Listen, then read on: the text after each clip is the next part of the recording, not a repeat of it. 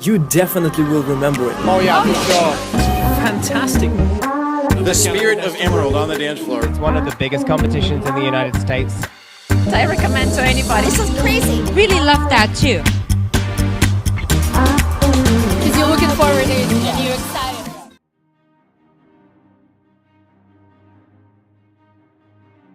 Today we are at the Emerald Ball in Los Angeles, California, and I have Mr. Eugene Katsevman,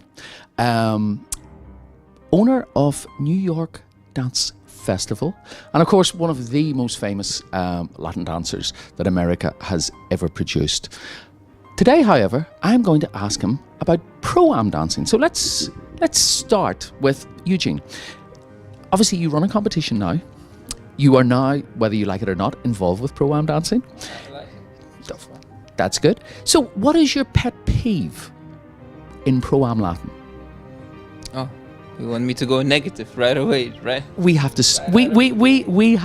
we have to rise in this interview. I see. Well, if I can start with what I like to see. Oh, if you really want to, yes. It's not so, complicated for me. I'm just looking for people be able to move in harmony with the music and each other. And that's basically, and then for the thing to work, meaning that everything is happening and they're enjoying themselves. That tells me that obviously they have enough efficiency and functionality to enjoy their own performance. And as a judge, that's about all I'm looking for, because you can get there through many different ways and many different ideas and techniques, but the end product, if it happens and if they move with the music and they can handle music and they can do it well together, and even better if they can create something together that's more than they can do on their own, that to me is indicative of quality, and that makes me happy. Okay. Now what does not make you happy? Well, this thing that I mentioned, that I believe it can be achieved on any level, from very, very beginner to higher end competitors. But it's also interesting how many people on higher levels struggle with this concept. So that for me is a benchmark from A to Z.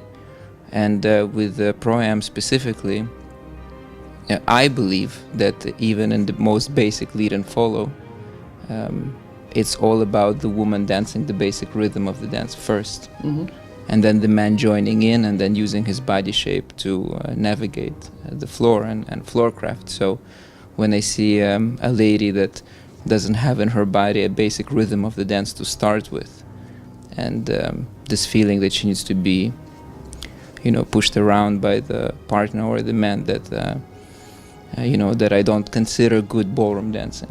So that would give me trouble, even if they have nicely developed physical aspects and they point their feet or whatnot. Okay. If they don't have the rhythm in their body, then that would be my pet peeve, I suppose. Appearance. What do you want to see? Do you have a pet peeve in that? Helps, but I'm not terribly bothered by it. I don't have any pet peeves like I hear some of my colleagues, if the shoes are this or that or the hair. I'm just looking at the way people connect with each other and with the music, and if they are dressed simply, they don't have rhinestones or even professionally done hair or makeup, if they're good movers and they enjoy it, I think they should be able to be given a fair shake, even if they don't look like top level professionals. It doesn't bother me. But is that realistic? Yeah, well, it depends, I guess, on us, and what we are looking for. I've caught myself marking people like that, who just come in like they've come in off the street, put on some sort of dance shoes, but if they move well and they enjoy themselves, I would easily mark them over someone who's all done up and overstretching everything, but can't make quick, slow.